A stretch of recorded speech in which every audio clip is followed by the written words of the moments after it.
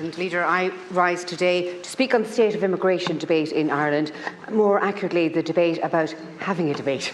It's progress, but not enough.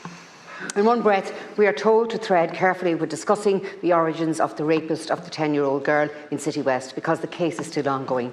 But in the next... You have to be careful in your language. Yes, I'm not going to. Okay. Thank you. You said it as a fact as opposed to an allegation, so I just want you to be clear.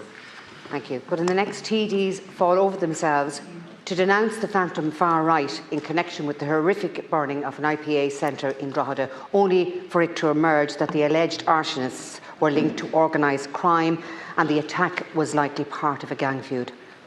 Many in the so-called opposition were quick to point fingers at the government for even hinting that immigration levels might be too high, accusing ministers of pandering to the extremists.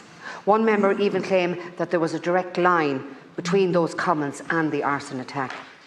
I say there is another direct line, a line between those who have disempowered our Gardaí and the rise of gangland violence, a line between the chronic underfunding of law enforcement and the growth of organised crime.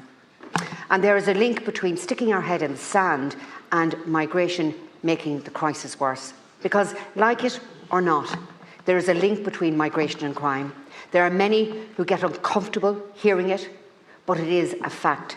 The government withholds Irish data from us, but it makes no difference. We already have decades of data from across Europe, and the results are clear. Unmanaged migration has resulted in increased crime in France, in Germany, in Sweden and in the Netherlands. Do I need to go on?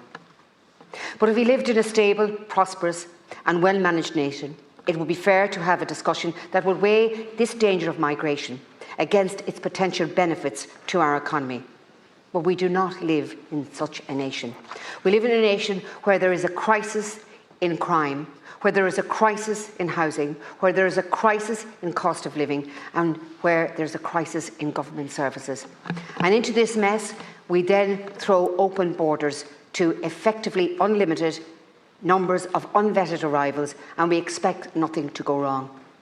In fact, we could go further and denounce anyone who warns that things will go wrong. This is not irresponsible. This is total and utter suicidal insanity.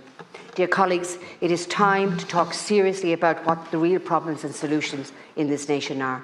Because if people in these houses and in the media are too busy trying to feel good about themselves, then it pains me deeply to say they will create the exact crisis they claim they want to avoid.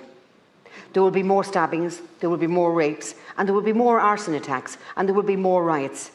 And in here, people will keep wasting their breath, accusing each other of being far right. So please, let's have a debate on immigration. Anish, on Shannon.